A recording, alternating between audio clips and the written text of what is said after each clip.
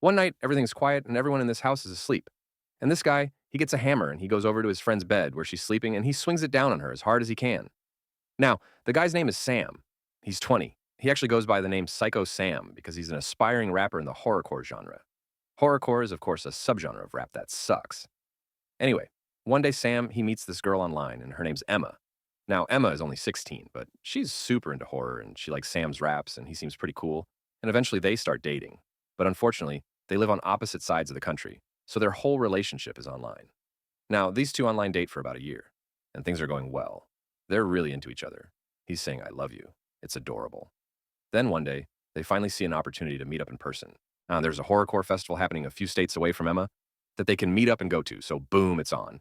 And Sam flies all the way from California to Virginia, where Emma lives, to meet her. And when he gets there, he gets off the plane and he sees her, and she's beautiful. She's got cool pink hair. I mean, these two are about to have a great time. No, they're not. Because the moment Emma sees Sam, she's very disappointed. But he's really different from his photos. He isn't actually this cool, badass horrorcore rap guy. In reality, he's really shy and immature. Honestly, she just doesn't find him very good looking. She's polite and everything, but poor Sam, he knows she's disappointed. He can see it on her face. Regardless, from there, they go and they meet up with Emma's friend, who we'll call Sidekick. Then all three of them get ready to go to the show. Then Emma's mom and Emma's dad, who we'll just call Emma's mom and Emma's dad, they drive the three of them out to this horrorcore music festival. They get to the festival and the music's good, and a lot of their online friends are there. Sam wants to spend time with Emma, but still, Emma's not really feeling him. And this is upsetting for Sam, and it's not long before they get into a fight. I guess this fight is really bad, because Emma ends up breaking it off with Sam, and this just destroys him.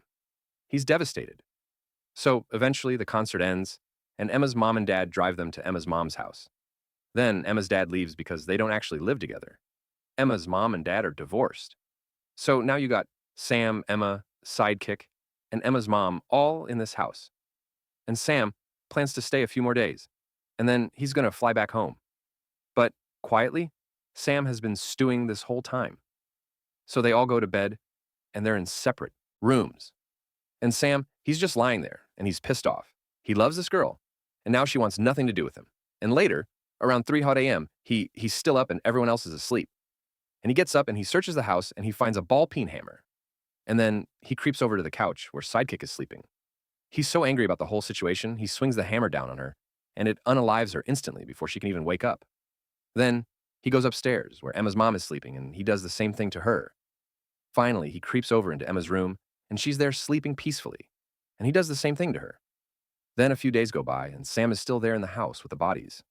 Now, Sidekick's mom, who we'll just call Sidekick's mom, she hasn't been able to get a hold of Sidekick for a few days, and she's getting worried. So she calls police to go over there to do a welfare check on her. Then police show up to Emma's house, and they knock, and Sam answers the door. But officers, I guess, don't see or smell anything wrong. So they just ask him a few questions, and then they leave.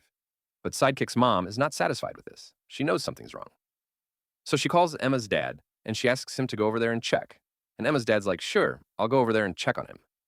So Emma's dad drives Aldi over to his ex-wife's house, and then he walks in the front door, and he doesn't see anything wrong. It's super quiet. Then suddenly, Sam sneaks up behind him with the hammer, and pow, right in the back of the head. And of course, Emma's dad doesn't survive that attack. Then, Sam grabs Emma's dad's car keys, and he steals his car, and he drives it to the airport. Now, I'm not exactly sure how this happened, but on his way to the airport somehow, Sam veers off the road and gets the car stuck in a ditch. Then, a police officer and a tow truck driver show to tow him, and the officer writes him a ticket for crashing his car in the ditch, but whatever. The tow truck driver ends up giving him a ride to the airport. Meanwhile, Sidekick's mom is still at home, and she's still freaking out because now she hasn't heard from Emma's dad in a while. She calls the police again. Police are like, fine, we'll go over there again. Police go back to Emma's house to do a second welfare check, and they get there, and this time, it immediately smells like bodies. Immediately, police call this in like, okay, we're looking for the Psycho Sam guy. The officer who wrote Sam the ticket for crashing the car in the ditch is like, hey, I think I just wrote that guy a ticket for crashing his car in the ditch. Police rush to the airport, and they find Sam there, sleeping in the terminal, waiting for his flight. They arrest him, here's his mugshot. And then Sam goes to trial, he pleads guilty, and he gets life.